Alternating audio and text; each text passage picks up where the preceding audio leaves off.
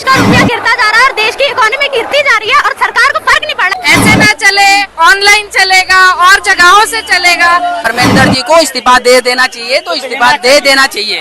पढ़ाई पे ध्यान देगा या युवा ये पेपर लीक वगैरह में लगा रहे। सरकार ने बेरोजगारी बरकरार रखी हुई है अभी भी। तिरंगा मेरा भी हो इस अहले वतन के रंग रूप में, एक किरण मेरी भी हो इस नए उजाले की धूप में। मैं आपकी समस्याओं को समझ सकता हूँ। आप पहले अपना इंट्रोडक्शन दीजिए। आपकी समस्याओं को समझ सकता हूँ, तो आप मीडिया की लेवल देख रहे हैं और तब बात करना चाह रहे हैं, ऐसा क्यों बताइए? Because I don't trust the mainstream media of this country, of India. I don't trust the big channels, the commercial channels.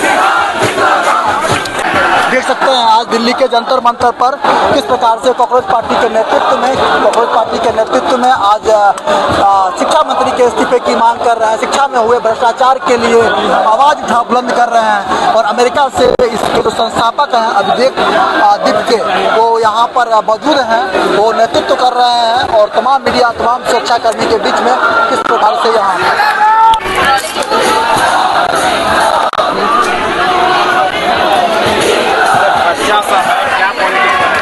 देख सकते हैं ये दिल्ली के जंतर मंतर पर कांग्रेस पार्टी का यहाँ पर धरना प्रदर्शन चल रहा है और किस प्रकार शिक्षा मंत्री धर्मेंद्र प्रधान के लिए ये इस्तीफे की मांग कर रहे हैं। सुसाइड कर रहे हैं, इससे किसी को कोई फर्क नहीं पड़ रहा है। उनको अपनी जिम्मेदारी समझनी चाहिए और इस्तीफा देना चाहिए, ये हमारी धर्मेंद्र प्रधान जी से गुजारिश है। और अब इस देश का युवा बहुत परेशान हो चुका है, करप्शन से, अनएम्प्लॉयमेंट से और बढ़ती महंगाई से। दिन पे दिन ये चीजें वर्स्ट होती जा रही है और किसी को फर्क नहीं पड़ता। और गोदी मीडिया इस चीजों पे कभी सवाल नहीं उठाएगी क्योंकि उनको झालमुड़ी पे बात करनी है। एजुकेशन सिस्टम अब सिर्फ एक रेक्टिफिकेशन बन के रह गया है, स्किल्स पे कोई काम नहीं कर रहे हैं, लोग मर रहे हैं, किसी का पेपर लीक हो रहा है, कुछ भी हो रहा है। मोदी मीडिया को भी फर्क नहीं पड़ता, ना हमारी गवर्नमेंट को फर्क पड़ता है। इसीलिए हम यहाँ पर आए क्योंकि उन लोगों को मिल सके जो यहाँ पे सच्चाई कर चुके हैं। जिस हिसाब से देश का रुपया गिरता जा रहा है और देश की इकोनॉमी गिरती जा रही है और सरकार को फर्क नहीं पड़ रहा है। कहाँ बैठे मोदी जी, क्यों नहीं बोल रहे हैं? वो चुप बैठे हैं अब तक।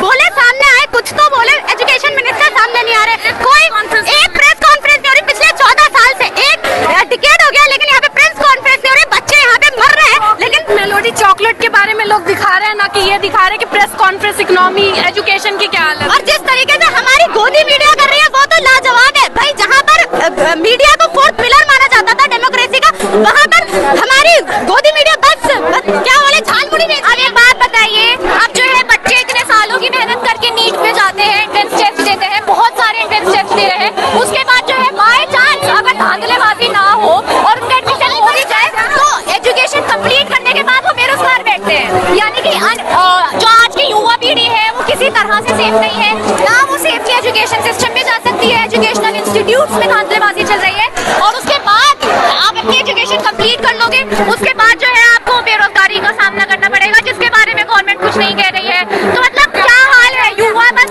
जी रहा है इस देश में। Thank you. पूरी नहीं होती, आप कंटिन्यूअस प्रोटेस्ट करेंगी? आप कहाँ से हैं? मैं दिल्ली से हूँ। कोई धक्का मुक्की न करे, किसी को चोट लग सकती है। जी एक मिनट सर, थोड़ा नारे लगा रहे हैं। जमीन पर इंकलाब थोड़ी आएगा, जमीन पर लोग थोड़ी आएंगे। जो लोग ये सवाल पूछ रहे थे, एक बार कैमरा घुमाकर दिखा दो।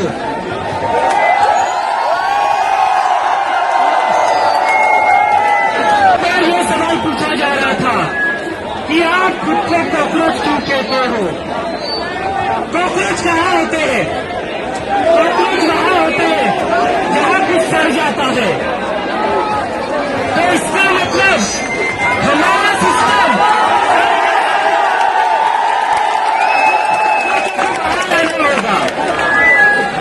ये सिस्टम की गलती है कि कॉकरोच बाहर निकल रहे।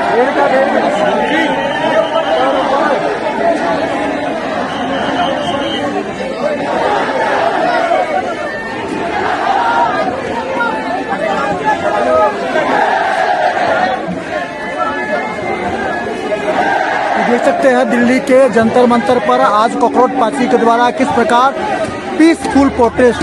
तो देख सकते हैं यहाँ पर उनके जो संस्थापक हैं अभिजीत दीपके, सोनम वांगचुक, कई सारे देश के जाने माने चेहरे यहाँ पधारे हैं और ये देख सकते हैं किस प्रकार युवाओं में तरफ जलती धूप में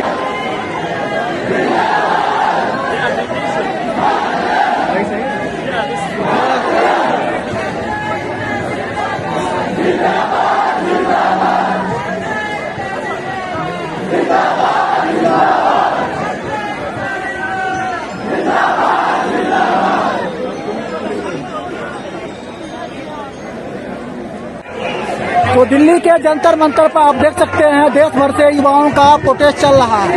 युवाओं का प्रोटेस्ट चल रहा है। कड़ी सुरक्षा व्यवस्था यहाँ कायम है। कड़ी सुरक्षा व्यवस्था यहाँ कायम है। और किस प्रकार से देश के युवा यहाँ भारत भर से आकर के यहाँ पर प्रोटेस्ट कर रहे हैं सुबह 10 बजे से। आप देख सकते हैं चारों तरफ सुरक्षा के कड़े इंजाम आप देख सकते हैं। देश के युवा किस प्रकार से आज दिल्ली के जंतर मंतर पर शिक्षा मंत्री के इस्तीफे की मांग कर रहे हैं। सड़कों पर आके संग्राम कर रहे हैं। दिल्ली पुलिस के जवान डटे हुए हैं। सुरक्षा की चार चौक इंजाम किए गए हैं। चलिए पानी पीते हैं।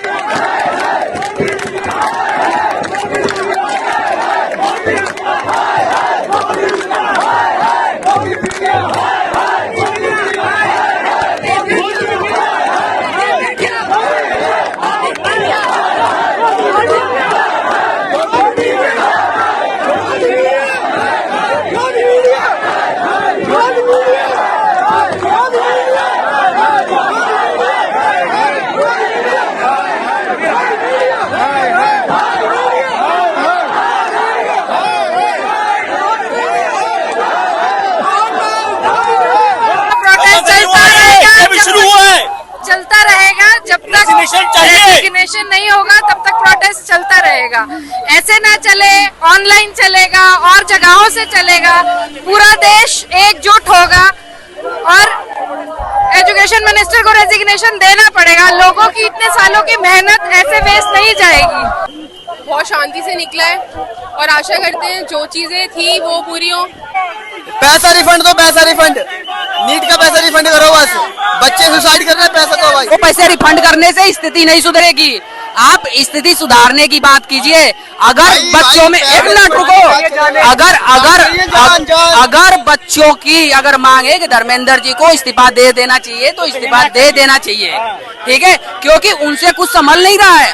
आज तक का जितना भी एग्जाम उन्होंने लिया है, आप मीडिया बंधु आप ही बताइए कि 75 एग्जाम उन्होंने कैंसिल कराया है और कई 100 एग्जाम, जितने हम लोगों की उम्र नहीं होगी उससे ज्यादा तो इन्होंने क्या किया है कि पेपर लीक करवाया है, पेपर लीक सर, उससे ज्यादा। और मैं आपके चैनल के माध्यम से एक बात और भी बताना चाहता हूँ। धन्यवाद मुख्य न्यायाधीश को भी, जिसने इस युवा को कॉकरोच बोला और इस कॉकरोच ने एक प्लेटफॉर्म चुना और आज जो है कि हम अपनी बातों को उस पे रख सकते हैं। धन्यवाद। धर्मेंद्र प्रधान जी को इस्तीफा देना चाहिए। हमारी सारे स्टूडेंटों की मांग है, उन्हें इस्तीफा देना पड़ेगा। वो अगर कह रहे हैं कि कार्रवाई हो रही है, कितना टाइम लगेगा कार्रवाई होने में? 2019 से लेकर अभी तक कितने पेपर लीक हो चुके हैं? ना जाने 70+ पेपर लीक हो चुके हैं और 93 से ज्यादा लोग स्टूडेंट सुसाइड कर चुके हैं। कब आएगा इसका एग्जाम का रिजल्ट? हम भी इसके लिए तैयार हैं कि कब धर्मेंद्र प्रधान जी इस्तीफा देंगे और कब स्टूडेंटों के साथ इंसाफ होगा, कब स्टूडेंटों का फ्यूचर अच्छा होगा, युवा अपनी लाइफ को पढ़ाई पे ध्यान देगा या युवा ये पेपर लीक वगैरह में लगा रहेगा। बार बार तैयारी करते करते युवा थक चुका है। कब उसका सिलेक्शन होगा?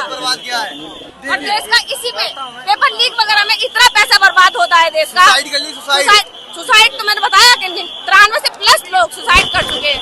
उनके माँ बाप नहीं है, उनके बच्चे नहीं है, रात दिन मेहनत करते हैं, वो रात दिन आंखें खराब करते हैं, अपनी कमरे में बंद रहते हैं।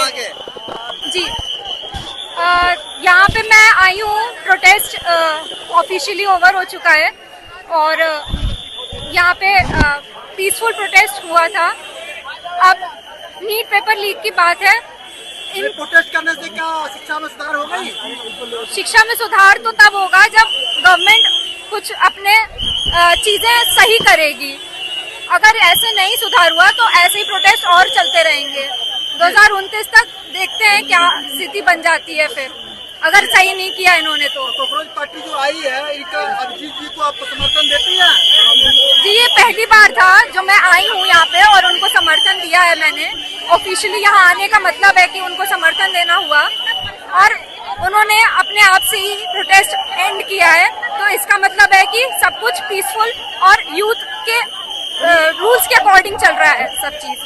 और बेरोजगार कॉकरोचेस इसीलिए हैं क्योंकि बेरोजगारी बरकरार है, सरकार ने बेरोजगारी बरकरार रखी हुई है अभी भी, इसलिए यहाँ पे बेरोजगारी अभी भी है।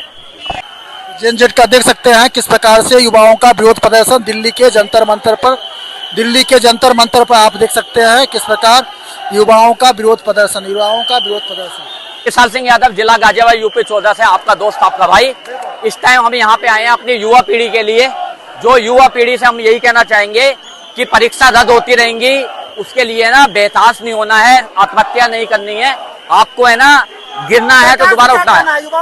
सरकार से हमें यही कहना है कि धर्मेंद्र प्रधान का हमें इस्तीफा चाहिए और हर हालत में चाहिए, क्योंकि ये सरकार जो है ना बिल्कुल फेलियर हो गई है। हम कोई एंटी गवर्नमेंट नहीं है, एंटी बीजेपी नहीं है, एंटी सरकार नहीं है। कौन सरकार आना चाहता है? कांग्रेस पार्टी। हम किसी पार्टी को समर्थन नहीं करते, हम चाहते हैं कि अपने सिस्टम में सुधार करो पहले तो। अगर आप सिस्टम में सुधार कर दोगे तो हम आपके सपोर्ट में हैं, अगर आप सिस्टम में सुधार नहीं करोगे तो हम आपके विरोध में। आप लोग कांग्रेस पार्टी के प्रोटेस्ट में आए हैं, कहाँ से आए हैं, क्या है बताइए? सर अभी पर्सनली तो इनका मुद्दा ये है कि ये जो करेंटली बेटा इधर देखिए सर जो करेंटली एजुकेशन मिनिस्टर है उसका इस्तीफा चाहिए। आई एम तो very excited about the revolution बहुत एक्साइटिंग है। आई एम वेरी एक्साइटेड क्योंकि ये मेरी लाइफ का पहला प्रोटेस्ट है। I am going for it. Thank you so much. Net की बात एक बार हटा के अगर जगह जगह कहीं खड़े हो गए तो हर जगह से पॉलिटिक्स की बातें चल रही है। कोई ना कांग्रेस की बात कर रहा है, कोई आम आदमी की बात कर रहा है, कोई बीजेपी की बात कर रहा है। यार नेट की बात तो हो ही नहीं रही। कोई नहीं, हम ऑलमोस्ट देखो ना, आप वहाँ पे दंगा फसाद कर रहे हैं, लड़ाइयाँ करना शुरू कर रहे हैं। क्या आपको लग रहा है कि नहीं मैं भी काफी देर से यहाँ पे हूँ। दंगा फसाद तो खैर ऐसा कुछ नहीं हो रहा है। क्या कहते हैं आपका मेरी बात, हाँ हो सकता है, एक आधा एंटी सोशल एलिमेंट्स आ जाते हैं। जब देश में 4 पिलर जो डेमोक्रेसी के कहते हैं आपके हैं, जब वो वीक पड़ जाता है तभी जाके तो सोशल मीडिया की इंपॉर्टेंस बीच में बढ़ जाती है ना 5 पिलर के रूप में। तो आप लोग क्या कहते हैं बात कीजिए, मेन स्ट्रीम मीडिया तो कर ही रही है कि अगर क्या कहते हैं गरीबी की रेखा का मुद्दा हो तो वो रेखा की गरीबी पे चली जाती है। तो एटलीस्ट कम से कम आपसे मैं क्या सही से बात कर सकूँ। मेरी एक छोटी सी कविता है, मैं एक जो स्टूडेंट यहाँ पे आया था देखने के लिए, कुछ मैं एज अ होप ले रहा हूँ इसको। क्या पता अगर इसको सही से ऑर्गेनाइज किया जाए तो काफी दूर तक जा सके, लेकिन अभी फिलहाल मुझे भी क्या कहते थोड़ी बहुत क्या कहते कमियां नजर आ रही है। मगर एक कविता है जो मैं यहाँ भी पहुँचाना चाहता हूँ। मैं कर रहा हूँ ना, कोई नहीं, आप प्योर स्टूडेंट को सुन लीजिए वो क्या कहना चाहता है। मैं ये कहना चाहता हूँ कि देखिए कि एक रंग मेरा भी हो इस अहले वतन के रंग रूप में, एक किरण मेरी भी हो इस नए उजाले की धूप में, बनूं मैं भी सहारा इस देश का, एक रोटी मेरी भी हो किसी की भूख में, हो मेरी भी शहादत इस देश पर, दुश्मन के सीने पे चलने वाली गोली एक मेरी भी हो बंदूक, मेरे आवाम की तरक्की में एक हिस्सा मेरा भी हो, और लिखा जाए जब इतिहास मेरे मुल्क का तो एक किस्सा मेरा भी हो, 140 करोड़ हिंदुस्तानियों की आंखों का ख्वाब बनूं, वैश्विक पटल पर दुनिया को भारत की ओर से दिए जाने वाला जवाब बनूं, हम नहीं मांगते रोजगार महज अपना घर चलाने को, है माटी का कर्ज माथे पर निकले हैं वही कर्ज चुकाने को। तो बेसिकली जो स्टूडेंट जो है वो यही क्या कहते हैं रिफ्लेक्ट करना चाहता है, यही बताना चाहता है, यही कहना चाहता है कि हमारा मेन कोर इशू जो है वो यही है एजुकेशन को लेकर। देखिए सिस्टम जब क्या कहते हैं आपको जब नाकाम करता है, एजुकेशन सिस्टम को लेकर है नहीं बेसिकली मैंने आपको कहा ना कि देश को जो शिक्षा मंत्री की नहीं परीक्षा मंत्री की आवश्यकता है। जहां पर देश का सबसे सर्वोच्च न्यायालय अगर आपको ये बात कह देता है तो मुझे लगता है शिक्षा मंत्री को उसी टाइम ही इस्तीफा दे देना चाहिए था जब उन्होंने ये कहा कि आप इतने भी काबिल नहीं है कि आप OMR से जो आपका CBT बेस्ड जो आपका टेस्ट करवा सके आपका नीट का। सोचे आप जो है मतलब कि हमारे पास 1500 बच्चे एग्जाम देने आते हैं गाजियाबाद के अंदर, उसमें हम 500 बच्चों को भी सिस्टम प्रोवाइड नहीं करवा पा रहे हैं। मतलब हम चाइना को कॉम्पीट करने की बात कर रहे हैं, हम अमेरिका को कॉम्पीट करने की बात कर रहे हैं। बेसिक इंफ्रा तैयार करने की जिम्मेदारी सरकार कब लेगी? हमारा जो है आपका रोटी का पैसा बंदूक पे खर्च हो रहा है क्या कहते हैं आपका जो है, ठीक है ना, हमारा रोटी का पैसा क्या कहते हैं तुम्हारा जो इस बड़े क्या कहते हैं लॉ एंड ऑर्डर को मेंटेन करने के लिए तमाम क्या कहते हैं जो है पुलिस और क्या कहते हैं तुम्हारे प्रशासन पे खर्च हो रहा है। ये पैसा बच सकता था, हम एजुकेशन पे लगा सकते थे। इतना विरोध, इतना क्या कहते हैं प्रदर्शन क्यों होता है देश में, क्यों हो रहा है इतना क्या कहते हैं आपका? क्योंकि मेरे हिसाब से जो आपका एक जनरेशन जो एजुकेशन में इन्वॉल्व है उसको आप सही से हैंडल नहीं कर पा रहे। एक छोटा सा किस्सा मैं आपको बताना चाहता हूँ। जब 1943 में आपका जो है कहते हैं कि आपका यूरोप के तमाम देश एक दूसरे के खून के प्यासे हो गए थे वर्ल्ड वॉर सेकंड में, तब ब्रिटेन के प्रधानमंत्री विंस्टन चर्चिल जो आपका पार्लियामेंट में बजट लेके आते हैं, उन्होंने सभी सब्जेक्ट का पैसा काट दिया, एजुकेशन को छोड़कर बाकी सबका पैसा काट दिया। तो ओपोनेंट में खड़े एक मेंबर ऑफ पार्लियामेंट में कहा कि यार आपने जो सबका पैसा काटा तो शिक्षा का पैसा भी काटो, अभी देश जो है ज्यादा जरूरी है, युद्ध ज्यादा जरूरी है। तो चर्चिल ने कहा कि क्या कहते हैं आपका कि टूटी हुई सड़कें, टूटी हुई नालियां, टूटी हुई इमारतों को दोबारा खड़ा किया जा सकता है, लेकिन अगर एक जनरेशन खराब होगी तो उसे दोबारा खड़ा नहीं कर सकते आप। तो बेसिकली इस जनरेशन को बचाने के लिए फाइट है।